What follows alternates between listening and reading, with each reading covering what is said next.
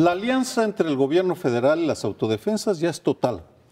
Una fuerza combinada entra y toma Apatzingán y empiezan a detener a los caballeros templarios que, como ya habíamos analizado y pronosticado en esta mesa, pues empezarán a ser fragmentadas, no destruidas, porque no acabará la economía de la droga en Michoacán, pero sí ese cártel se fragmentará. En la medida en la cual avanza esa alianza y el gobierno federal abraza e incorpora las autodefensas, empiezan a surgir hechos que no se acaban de entender, incomprensibles y que vale la pena mencionarlos, porque sin negarles el aporte que hicieron, la energía que pusieron para llamar la atención sobre un problema y aclarar que sin ellos no estaríamos viendo este ocaso de uno de los grupos delincuenciales más sanguinarios, también hay que señalar que hace falta que esclarezcan varios aspectos. El primero es la información que surgió de que el comisionado federal, Alfredo Castillo, se entrevistó con un personaje ligado a un grupo criminal, el cartel de Jalisco Nueva Generación, sin que nadie dijera nada, ni los servicios de inteligencia federal, ninguno de los servicios de inteligencia federales, ninguna autoridad estatal o municipal y ninguna autodefensa. Y no solo eso, sino que Hipólito Bravo en una entrevista Hipólito Mora, el fundador de las autodefensas, en una entrevista con Carmen Aristegui realizada este lunes, reconoce abiertamente que este personaje sí formaba parte de las autodefensas. El segundo aspecto que no está claro es cómo y por qué y bajo qué procedimiento le quitaron la vocería al doctor Mireles, que se había convertido en un vocero tal vez demasiado crítico, tal vez demasiado claridoso, pero sin que dijeran cómo lo hicieron, lo sustituyeron por el Estanislao Bravo, Papá Pitufo, quien tampoco fue capaz de esclarecer o han sido capaces de esclarecer en qué momento lo nombraron a él y quitaron a Mireles. Pero no sabemos nada de Mireles, o sea, desde que tiene el accidente aéreo y pasa a control, una especie de huésped privilegiado de la Federación, no hemos sabido cómo, por qué, digamos, sigue como sigue, por qué le grabaron el video que después le editaron. En fin, hay una serie de sombras ahí en torno a ese personaje y al vínculo que hay con las autodefensas, que va mucho más allá. Tú citas el caso de este personaje que fue fotografiado hablando con Castillo. De hecho, fue en programa de Denise Merker, entiendo, ¿no? Que estuvo grabando a lo largo de todo el día la reunión y con toda naturalidad se acerca a hablar con Castillo. Las preguntas son un montón y las respuestas algunas son inquietantes. La primera es si en 2009, como lo ha acreditado la prensa el día de hoy, este individuo fue acusado de una serie de delitos, decían que era un peligroso delincuente. ¿Cómo es posible que unos años después esté tranquilamente paseando por Apatzingán y nadie sepa? O sea, sabemos que se anunciaron su detención, pero después no sé qué pasó. Leí un par de versiones periodísticas que el Poder Judicial lo absolvió. Y hoy oía, en una entrevista que le hizo Alejandro Cacho, al cura de Apatzingán, diciendo que este señor es punto menos que un buen ciudadano. Mire, dice, igual tiene algunos problemas ahí con la justicia, pero moralmente el señor, no me acuerdo cómo se llama el cura que anda con chaleco antibalas, diciendo que punto menos que un señor, un honorable ciudadano, que los está ayudando a limpiar a Apatzingán de los delincuentes, ¿no? De los otros. Con lo cual tú dices, ya no sabes quién se acuesta con quién, verdaderamente es una cosa muy confusa. Bien, para hechos, de lo que se le acusa en el 2009, hay dos cargos. Uno es portación de armas prohibidas y que traía hashish, y el otro lo acusan de crimen organizado. Lo condenan por el primero y lo absuelven por el segundo. De hecho, pasa en la cárcel un tiempo y purga su condena por este primer delito que comentó, por la portación de arma y por traer hashish. Entonces pasa una temporada en la cárcel. Ahora, ¿qué es lo que revela esto que desgraciadamente, y como pasa en este país, seguramente se vaya al anecdotario y nunca sepamos mucho más de eso? Enrique Peña Nieto, el gobierno de Enrique Peña Nieto dijo que en la estrategia anterior, Fox Calderón, pero sobre todo Calderón, faltaba haberse focalizado en la inteligencia.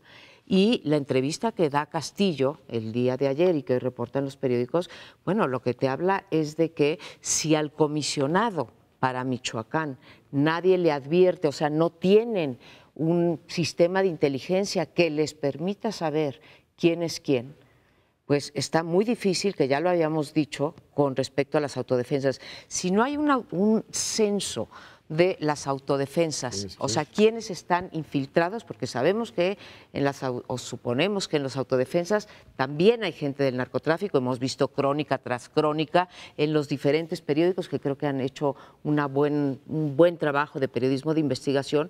Entonces tenemos autoridades penetradas por el narcotráfico y tenemos autodefensas penetradas por el narcotráfico, las dos cosas, y el gobierno no tiene el ABC de esa infiltración. Yo creo que de esa manera es difícil que funcione esta estrategia. Para Hipólito Mora, según declaración que le escuché hoy en la mañana, este señor Farías es el jefe de las defensas, de las autodefensas en Tepalcatepec. Lo reconoce y lo identifica como tal y dice que es un hombre que padeció prisión efectivamente porque le encontraron esto que tú ya decías de un arma. Mora no dice del hashish, habla nada más de que lo detuvieron por eso, pero que de otras cosas no tiene ninguna responsabilidad. Por otra parte, se le vincula con, bueno, era el del cártel de los Valencia. Pero se le vincula con el cártel Nueva Generación de Jalisco. Y ahí me permito hacer una hipótesis para armar a las autodefensas, no con armas tradicionales y viejas, porque el pueblo de Michoacán está muy armado desde hace muchas decenas de años, sino estas armas largas, estos AK-47, etcétera, no pudieron meter todas las armas por un conducto y seguramente hicieron un pacto con el cártel Nueva Generación, porque hay unas declaraciones del Procurador de Justicia General, ¿verdad? ¿Cómo se llama? Murillo Karam, diciendo, 2 detenidos que tengo allí en la Procuraduría declararon que son miembros del cártel Nueva Generación de Jalisco, declararon que ellos entregaron armas a las autodefensas. Ese es un segundo. Un tercer indicio de que hay ese vínculo es la caída del avión de Mireles, porque venía de Guadalajara, venía en una avioneta privada. Es decir, todo esto son relaciones entre el cártel Nueva Generación y las autodefensas que seguramente compraron el favor y compraron armas del cártel Nueva Generación para dárselas a la autodefensa como hipótesis, porque son demasiados indicios de que esto tiene vínculos, ¿no?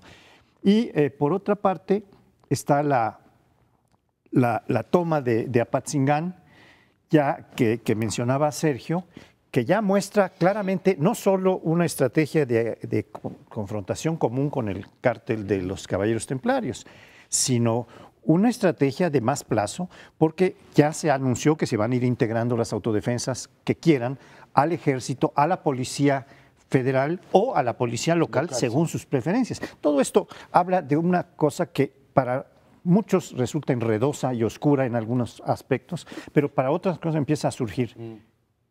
Y no estamos ante un hecho menor. Vamos, cualquier estado en todos los conflictos que ha habido en la historia, siempre tiene que resolver cómo va a incorporar a los milicianos, a los simpatizantes, a las fuerzas irregulares. Vamos, es un dilema permanente. Y el Michoacán es un parteaguas importantísimo en el ya largo conflicto entre el Estado y la delincuencia organizada, un estado en el cual lo novedoso es la aparición masiva de milicias armadas.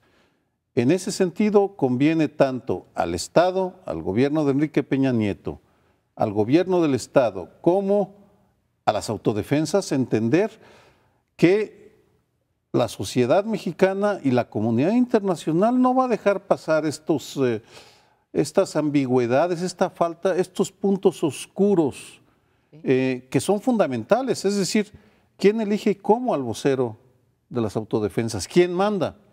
¿Quién financia? ¿Cuál es el papel del Estado mexicano? ¿Están unidos en una misma estrategia? ¿Quién filtra los expedientes? Como el del abuelo, por ejemplo, el de Farías, que es una filtración, evidentemente. ¿Quién lo hace? ¿Quién la tenía? No van a decir todo, pero el papel de medios o de foros como este es señalar aquellos aspectos que no acaban de entenderse para llamar la atención del auditorio sobre la necesidad, la imperiosa necesidad de transparencia en un asunto que nos va a afectar, querramos o no. Tres cositas reaccionando a lo que han comentado. Uno, lo de los medios internacionales. La semana pasada lo que abrió fuego fue la entrevista que publicó El País, el periódico de Madrid, en primera plana, hablando Mireles, diciendo que esto era un pacto político, que esto... Un teatro político, que esto no iba muy lejos. O sea, la comunidad internacional lo está viendo y además con gran preocupación. Les recuerdo, ya lo hablaremos en otro momento, que según la encuesta del Banco de México, a los expertos, hoy el principal tema del país no son las reformas, sino la inseguridad. Ese es el gran asunto. Lo otro, lo que decía Paoli, citando a Hércules Poirot, un indicio es un indicio, dos indicios y es una línea de investigación, tres indicios es prueba, ¿no? Es decir, ya son demasiados los elementos que te conducen hacia allá como para que todo el mundo vea para el otro lado. Y tercero y último, una senadora que pide licencia porque le toman una foto. Ella dijo que estaba en una fiesta de su estilista y ha contado un montón de cosas, pero mire, les dijo, está con ellos. Está con ellos y tú dices, ahí todo el mundo está metido con todo el mundo. El cura defiende al delincuente, los delincuentes están con la sociedad civil. En fin, es una cosa tremendamente complicada. Yo quiero regresar a esto de que dices, Leonardo, de los indicios, ¿no? Porque si uno revisa la plantilla de presidentes municipales digamos, en la zona esta de Tierra Caliente, en donde hay de todos, uno revisa de todos los colores partidarios, uno revisa al gobernador actual junto con su secretario de gobierno, que ha sido multiseñalado por sus ligas. Reina, dices. Reina. Por sus ligas con el narcotráfico. Eso es PRI, ¿no? Vallejo. Y es. La senadora, que es una senadora del PRD. Iris Vianey. Iris Vianey. Una serie también... El hermano del exgobernador Leonel Godoy. Leonel Godoy. El hermano. Por eso. Y ya ha habido exgobernadores también señalados. La propia Luisa María Calderón ha sido señalada. Quiero mencionar nombres porque son del PRI, del PAN y del PRD. Yo creo que si no hay un pacto entre la clase política de que se van a investigar entre ellos, como sucedió en el Plan Colombia, del que tanto hablamos pero poco emulamos, no vamos a ir a ningún lado. Están imbricadas todas las estructuras federales y locales en este drama del crimen organizado que tiene tomado el territorio o parte del territorio michoacano. ¿No? Aureoles dijo, incluso electoralmente. Le doy razón a Mireles, las elecciones son una punta de pistola y de amenaza a la gente en todo Michoacán. Y tenemos el año que viene tenemos elecciones en Michoacán.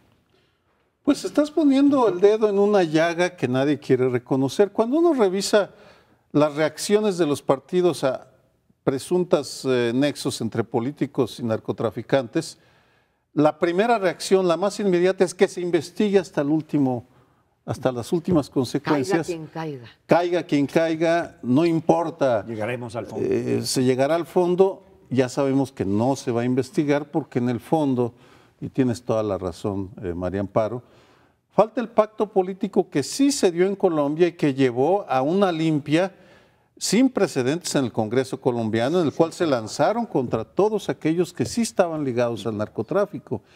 En ese sentido, pareciera, Michoacán está confirmando el síndrome de que hágase la limpia en los güeyes de mi compadre, porque yo de ninguna manera voy a tocar a los míos.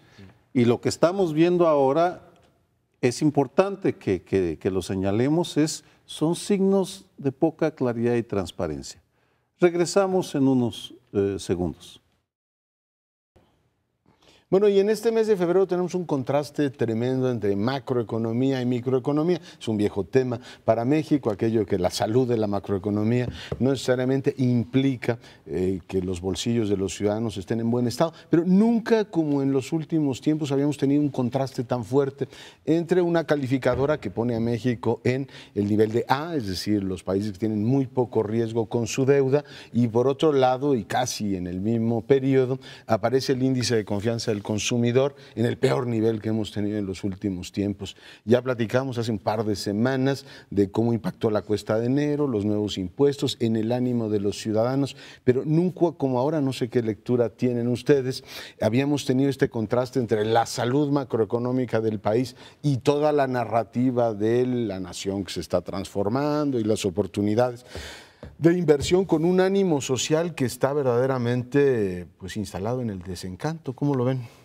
Pues un reflejo de la realidad, vamos. Las calificadoras están contentas porque se abre el terreno para las grandes transnacionales, para los negocios.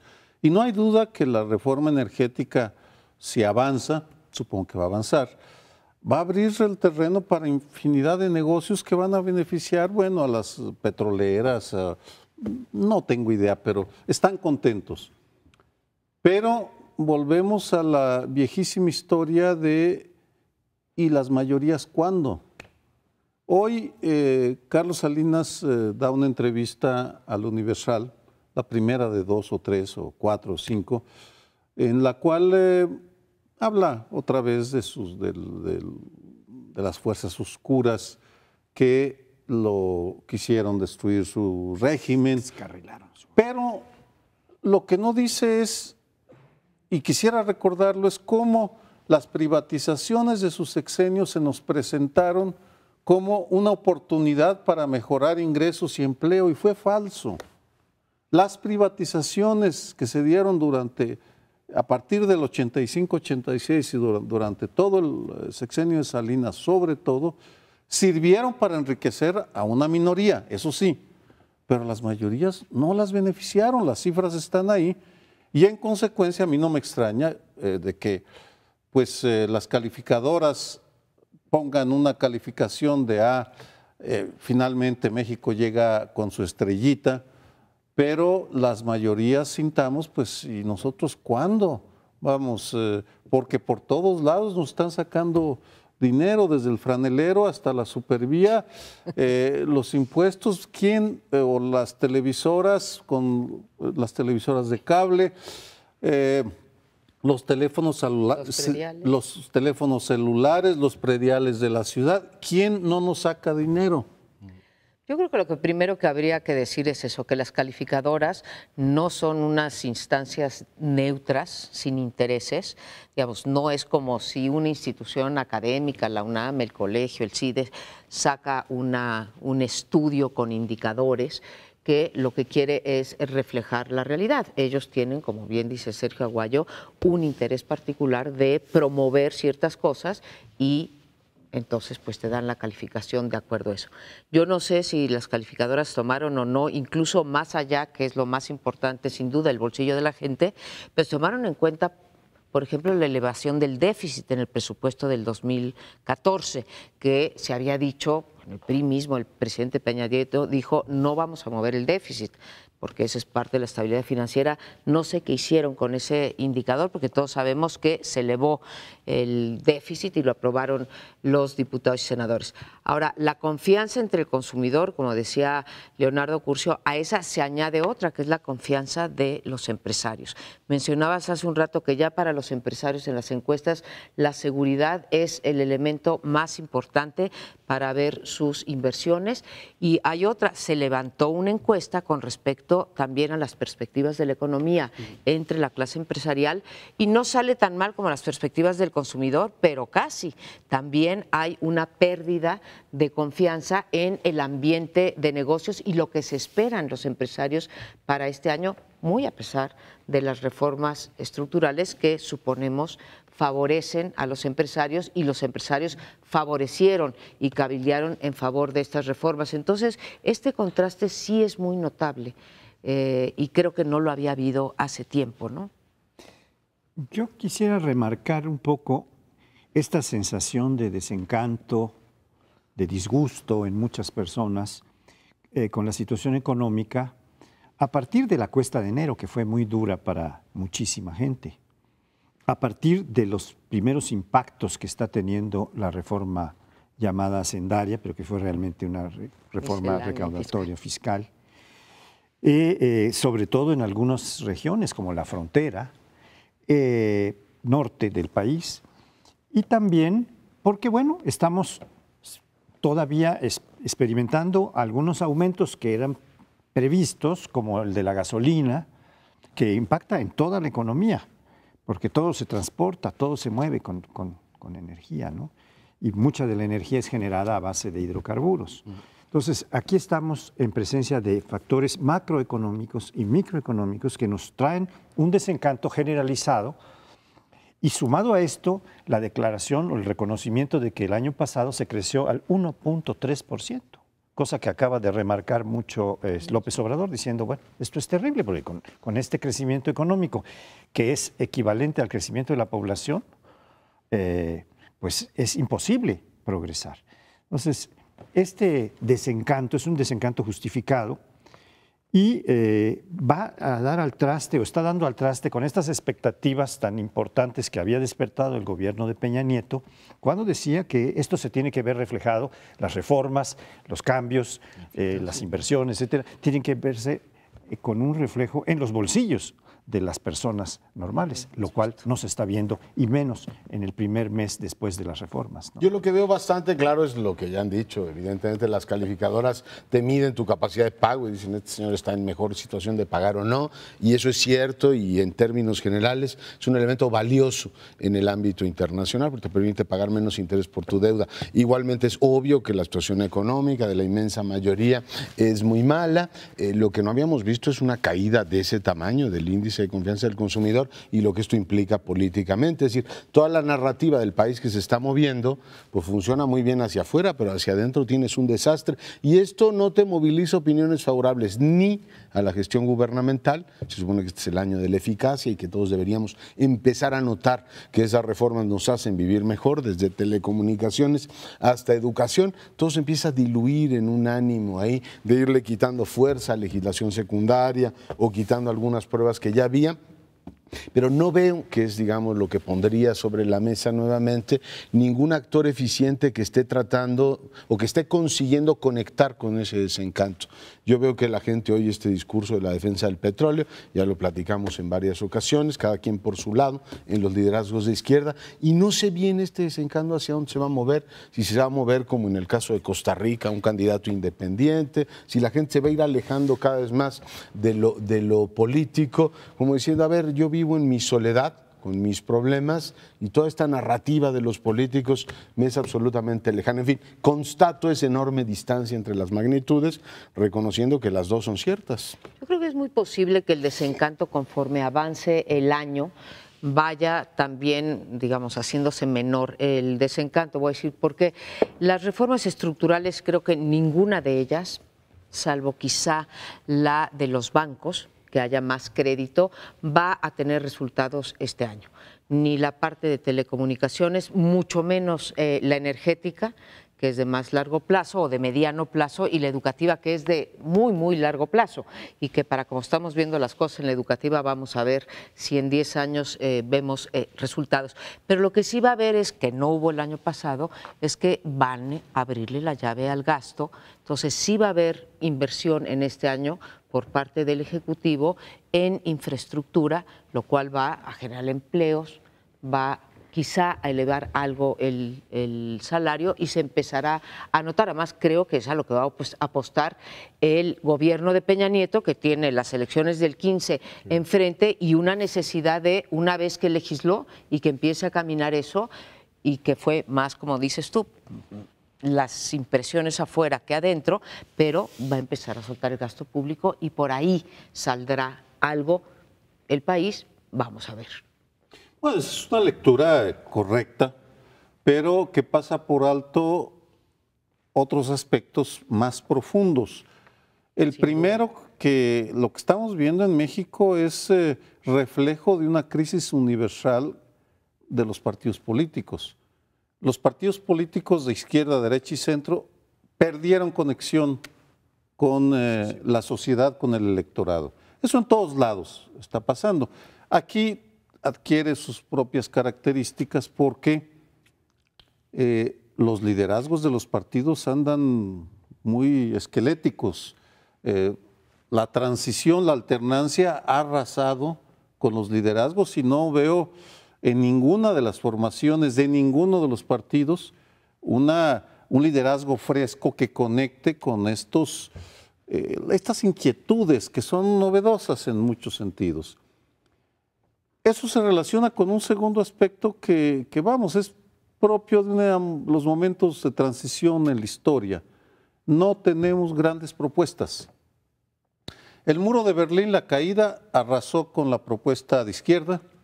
Las crisis financieras, sobre todo la última del 2008, arrasó con las tesis de que las reformas estructurales, la economía del mercado, el neoliberalismo eran la fórmula mágica que iba a sacar de la pobreza al mundo. Falso.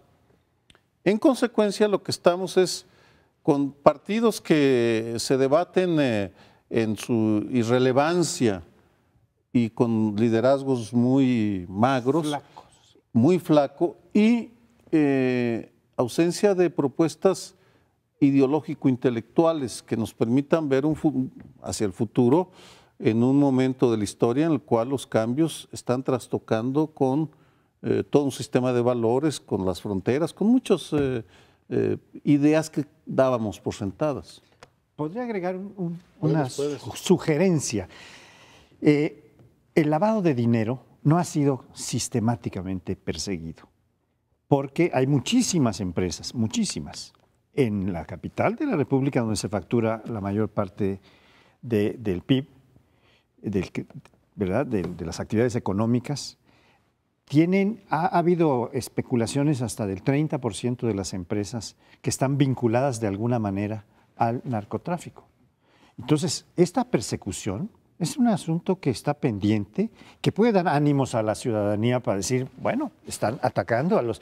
Pero yo no sé para cuándo. Yo sigo igual de pobre, pero atacan a eso. Pero pueden tener recursos adicionales con esto. Es un buen punto. ¿Ellos o nosotros? No, el Estado, para dar servicios mejores. Yo sí veo con preocupación los datos de desánimo que hay en el colectivo nacional. Les propongo que hagamos una breve pausa. Estamos en el primer plano. Regresamos en un instante.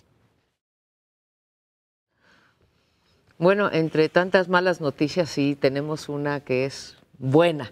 La promulgación el viernes pasado de la Ley de Transparencia y Datos Personales, que fue modificada. No la llamamos reforma estructural porque no tiene que ver directamente con la economía, las empresas, la inversión privada, la vinculación entre sector público y sector privado, pero realmente es una reforma estructural que si se implementa bien, podría ayudar incluso a la economía porque nos daría luz sobre el uso de los recursos públicos. Creo que hay muy buenas noticias y pocas malas con respecto a la ley de transparencia, porque es una ley que tiene, en primer lugar, que amplía las facultades del Instituto de Transparencia y ahora serán inatacables la gran mayoría de las resoluciones que haga este instituto, salvo las que tengan que ver con seguridad nacional y solamente siempre y cuando sea el consejero jurídico el que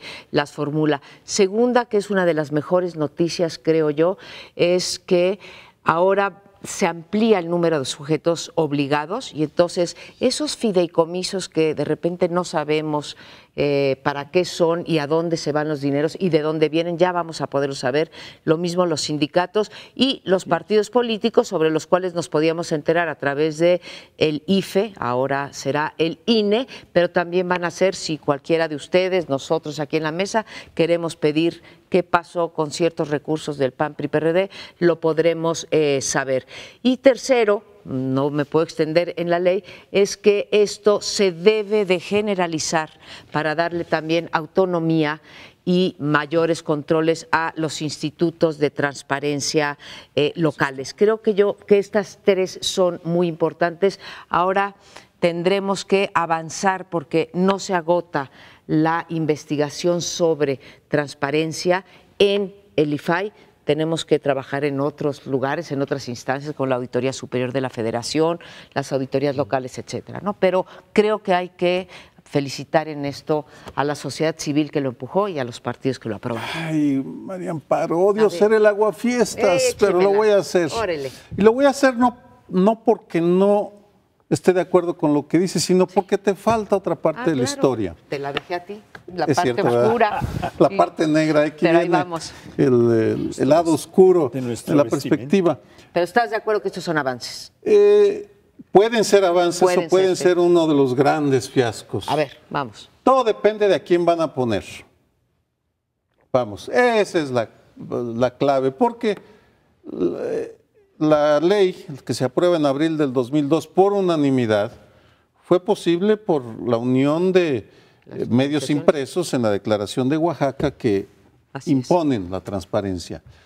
Y todo ha ido bien en el plano federal hasta que empezaron los partidos y el gobierno de Felipe Calderón a meter la mano para poner a gente a modo. Sigrid Arst, comisionada, tiene conflictos de interés muy serios en su relación con el gobierno Calderón. Gerardo Laviaga, pues, no ha demostrado que tiene los tamaños. Y este año se viene un festival en el cual los partidos políticos van a negociar las cuotas, no solo del IFAI, sino El INE. el Instituto Nacional de Elecciones, la Comisión Nacional de Derechos Humanos, es decir, se van a repartir los cargos. Coneval. Tendremos buenas noticias si la sociedad organizada se empeña en supervisar a quienes proponen y en presentar a candidatos que reúnan experiencia, compromiso, conocimientos, porque lo que ha pasado con los institutos de transparencia en los estados es una farsa, es una vergüenza. Vamos, no, y que ahora vengan los gobernadores otra vez a imponernos a sus gentes que son a punta de mediocres, pues perdóname, no es buena noticia. Ojalá. Pero yo estoy hablando de la ley, todavía no de No, pero la ley, vamos, la ley va a tener efectos como suponer que en México la aprobación de una ley va a cambiar la realidad, es desconocer la historia. Así es. Tenemos que estar pendientes de que se nombra gente que va a estar a la altura de la ley. Y falta, me decía Merino, que coordina la red de rendición de cuentas, 3 leyes muy importantes. Falta una legislación secundaria que haga efectivamente operar la de archivos, la de transparencia y la de datos personales, que es particularmente sensible para los, digamos, ciudadanos en términos generales. Y ese recorrido hay que ver, porque hemos visto que el entusiasmo que generan reformas como la de telecomunicaciones, después se encuentran en la legislación secundaria un montón de elementos que las tropean. Espero que en este caso, digamos, impulso inicial con el que yo coincido es una buena ley. Además, se consiguió quitarle un efecto regresivo que algunos diputados querían meterle, pero hay que monitorear muy bien ese tema. Esta explosión de reformas a veces nos perdemos. Y es muy importante que el ciudadano dé un marcaje personal a ese tipo de cosas. Por tanto, son 3 piezas, coincido con Sergio, en que si van a meter ahí a Perico el de los palotes, pues por más credibilidad que le quieras dar al órgano, va a perder. Y hay un montón de cosas que no entiendo todavía muy bien cómo van a funcionar. La posibilidad de que sea transparente, el que una persona moral o física que recibe recursos públicos sea sujeto obligado, no sé bien cómo lo van a operar, pero en principio suena prometedor. Es prometedor en función de las normas que se aprobaron a nivel constitucional.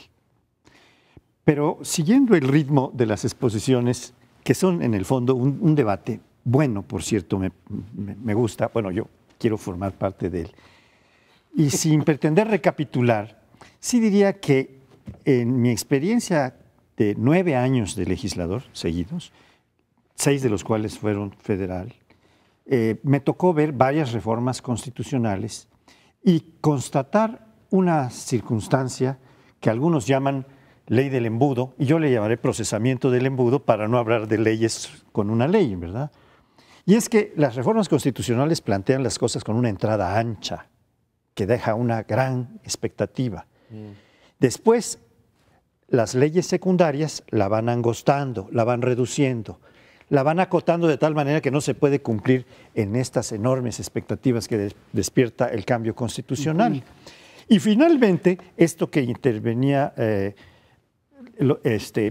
Sergio, en el sentido del Ejecutivo.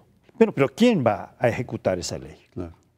Porque el Ejecutivo todavía lo angosta más.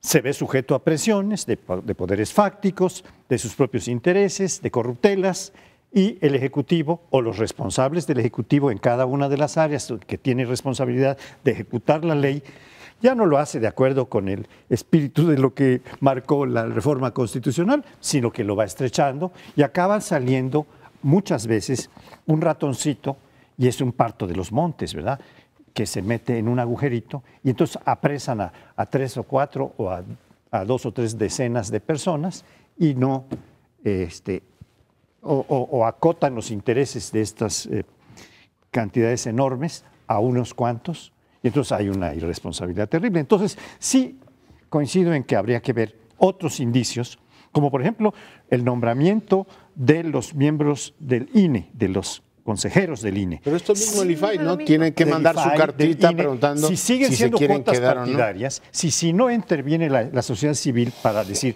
yo propongo a estos y a estos, pero sobre todo organizaciones serias de la sociedad civil, no cualquier tipo de membrete.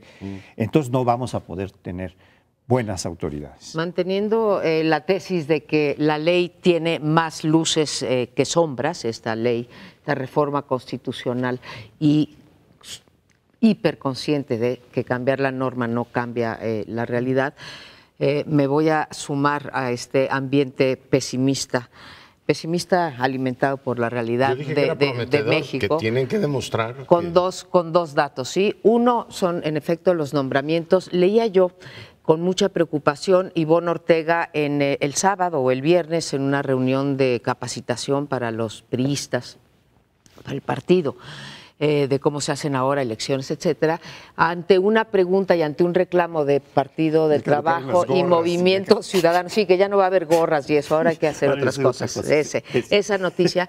Contesta Ivonne Ortega, no se preocupen con respecto al Instituto Nacional Electoral, el PRI sabrá pactar, ¿no?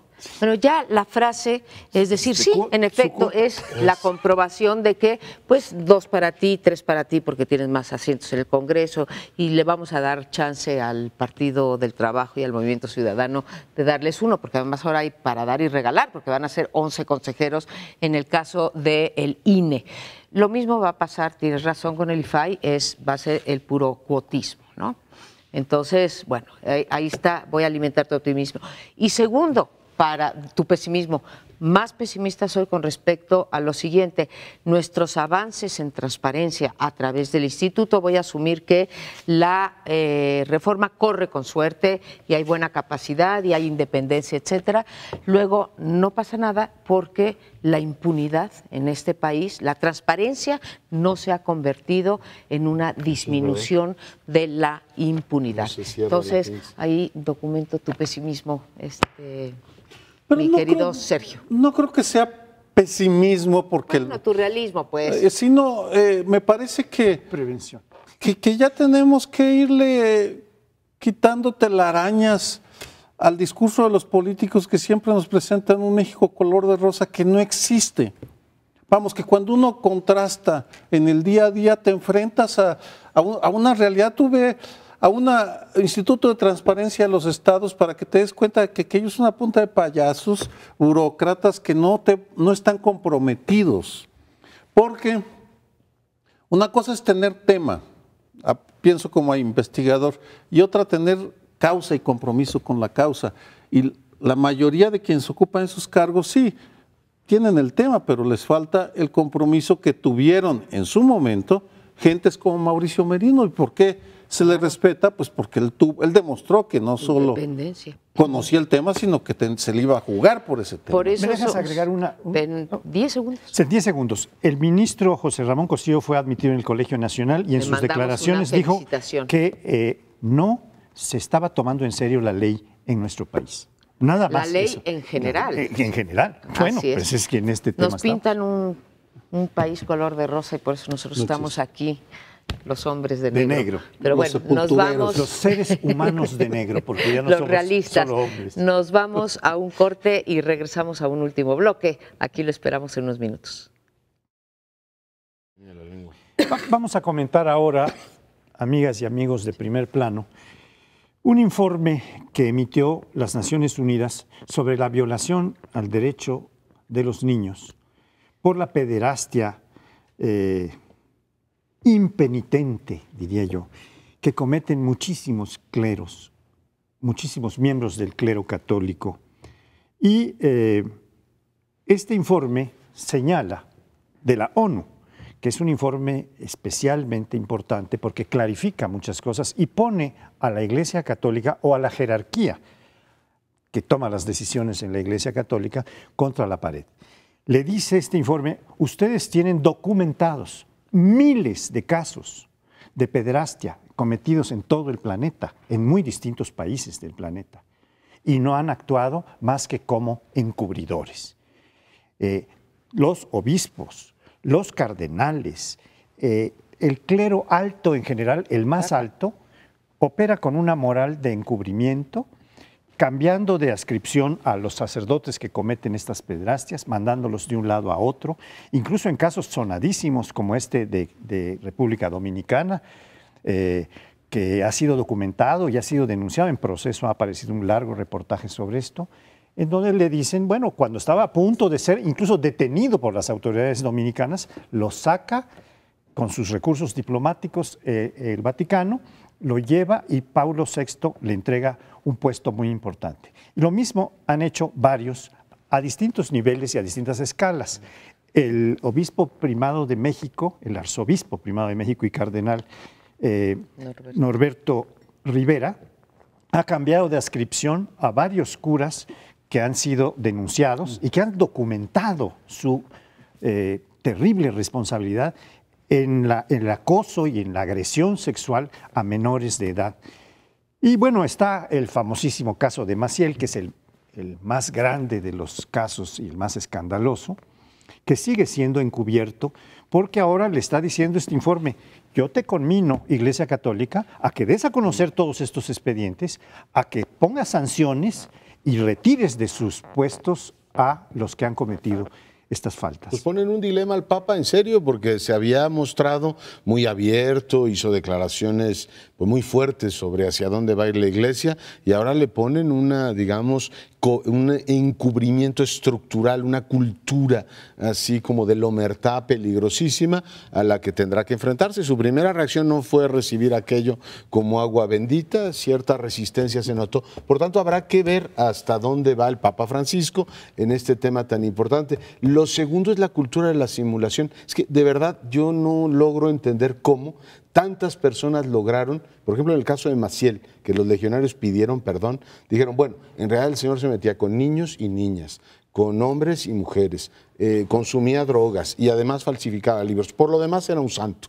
Tú dices, oiga, la esfera privada. Y era un trígamo, porque tenía 3 matrimonios. Por eso, con todo eso, tú dices, y retomo una cosa que leí hace unos días en Viroli, que está discutiendo todo esto de Maquiavelo, si verdaderamente la esfera privada del individuo te invalida como líder público. O sea, tú dices, a ver, si yo solamente hago todo lo que dice Maciel, pero por lo demás soy un hombre que se dedica a pedirle al Señor y a fundar universidades, me invalida como sujeto público. O sea, me resultó de tal manera escandalosa el elenco de delitos que cometió el individuo, y yo me preguntaba, ¿y todo su entorno qué decía? Hombre, qué bonito se droga el señor, mira nada más, se acuesta con niños, niñas, señoras y señoras, pero es un hombre tan místico. Es decir, esta cultura de la simulación, yo creo que queda con este informe y con lo que sabemos de Maciel, con un nivel de exhibición escandaloso. Me permito contestar de la manera más liberal posible esa pregunta que te sugirió Viroli, que es... Mauricio Viroli, ¿verdad? Sí. Mauricio Viroli, sí. No, De la sonrisa. No, digo, sí te invalida como líder si tú cometiste un delito. Voy a poner el caso. En el caso de Maciel cometió un delito. La pederastia es un delito, entre muchos otros, como la droga y demás, ¿no? Y la trigamia, que nos aclara Paoli, ¿sí? El caso, por poner un caso cercano a nosotros ahora, el caso de Hollande, ¿sí? Bueno, no estaba cometiendo adulterio porque el señor no estaba casado, etcétera. Podrías decir. ¿Se puede confiar en un presidente así? Eso no lo sé, ya Esa es la lo pregunta contestará política, cada quien, pero no cometió un delito. ¿Sí? Entonces, sí creo que hay que hacer esa diferencia. Pero regreso al tema que nos ocupa, la Iglesia Católica o la jerarquía de la Iglesia Católica, como precisaba Paoli, piensa que con pedir perdón es suficiente y con decir, como dijo el otro día, no sé quién fue, creo que fue el nuevo líder de los legionarios, pero es que reconozcan los avances que hemos hecho. Robles Gil, reconozcan, no, yo no reconozco ningún avance, ¿sí? Aquí hay crímenes cometidos que quedan impunes. Y aquí vamos otra vez a lo que tratábamos en el bloque anterior de la transparencia y la impunidad, y ahí me pregunto y reconozco mi ignorancia, a ver si ustedes me lo aclaran. Si sabemos que hay crímenes, el Estado mexicano, hasta donde yo sé, la Iglesia no tiene fuero, no estamos en el siglo XIX, no hay que desaforar a un sacerdote para procesarlo. Yo me pregunto por qué no investigan los gobiernos de cada país a estos, así como decíamos, hay indicios de que los presidentes municipales de Michoacán, sí, bueno, pues montemos una investigación. ¿Por qué no hacen esto los gobiernos de los países? Buena pregunta. Y por cierto, es un muy buen punto el que señalas de que en la religión católica y la Iglesia en este caso piensa que con pedir perdón basta. Porque en la religión católica basta con que pidas perdón unos segundos antes de morir para aspirar a la gloria o evitar el infierno. Pero voy a un punto que se relaciona con el tema del bloque anterior. Las Naciones Unidas tienen un historial no todo luminoso, vamos, pero en este caso demostró la importancia que tiene un informe a fondo presentado por una institución con jerarquía. Reivindicó el poder de la razón. Es profundamente revolucionario en el sentido de que presenta con hechos la evidencia que demuestra que una institución planetaria violó los derechos de decenas de miles, centenares de miles, millones, no sabemos, de niños y niñas a lo largo de un periodo larguísimo. Desconocemos la magnitud porque la Iglesia misma ha impedido que se haga, que se aborde porque toca un tema muy complicado que es el del celibato. Pero Leonardo hablaba de cómo su entorno lo toleró. Yo voy a una pregunta, ¿y en dónde estaba la Comisión Nacional de los Derechos Humanos para hacer un informe por oficio durante todos estos años que nos enteramos por las denuncias de Alberto Atié, del padre Barba, de José Barba? Alberto Atié era sacerdote y renuncia al sacerdocio por esta causa. ¿En dónde está la investigación equivalente en México? Vamos, las Naciones Unidas se reivindica su autoridad para defender derechos con actos como este. Ya corresponde a la Iglesia que haga o no. Y en México, ¿quién va a llamar la atención sobre lo que tú llamas correctamente la complicidad del cardenal Norberto Rivera? Bueno, yo creo que habría que hacer dos aclaraciones. Una, que las Naciones Unidas es un organismo multiestatal que incorpora a 120 y tantos países del orbe, incluido el Estado Vaticano. De tal manera que un organismo al que pertenece el Estado Vaticano le está diciendo: oye, Estado Vaticano, pon a la luz de la gente, abiertos los expedientes de todo lo que tienes documentado. Segundo, no solo de quienes cometieron estos delitos, sino de quienes los encubrieron. Entonces, muy grave, porque está marcando, el encubrimiento viene normalmente de las jerarquías en cada nación y de la jerarquía general en el Vaticano, donde también hubo encubrimiento. Y a propósito de esto, hay una denuncia que ofrece el expadre, ex sacerdote Atié, que pidió dispensa a sus votos y ahora este es un seglar, pero que está diciendo en un reportaje muy extenso que viene ahora en proceso, en este número que está circulando, en el sentido de que va a probar ante los organismos internacionales una serie de violaciones que tienen documentadas, que ya las habían probado ante las jerarquías nacionales e incluso las habían llevado al Vaticano, con Barba y otros que fueron al Vaticano y hablaron con Lo probaron ante las jerarquías nacionales y no pasó nada. Y no pasó nada, y en las internacionales y tampoco pasó nada, pero ahora lo van a llevar a los organismos internacionales y está ofreciendo que eso lo harán pronto, a pie. Ahora, pero ¿por qué otra vez recomienda la ONU al Vaticano, al Estado Vaticano, que abra toda esta información? No lo han abierto. Pero ¿por qué no también le recomienda a los países, sí, que procesen a los? Yo creo que lo va a hacer, No hay. que ya está hecho en este informe. Hay una convocatoria, es una exhortación a que lo hagan, ¿no? Pero todas las autoridades, no solo eclesiásticas, sino de todos los países. Pues vamos a ver de qué está hecho el Papa, ¿no? Vamos a ver. Porque Porque esta vamos es a ver su de qué verdadera está- prueba, no tantas declaraciones de los pobres bonitas. y todo lo demás. Y vamos a ver de qué están hechos los organismos que dicen defender derechos humanos, También. como la CNDH. Bueno, yo Y creo que nuestras el Papa procuradurías. actual ha avanzado en muchas cosas, pero esta, ¿no? vamos a ver en esta cómo le va. Vamos a dejarlos, no nos deje hasta la próxima semana.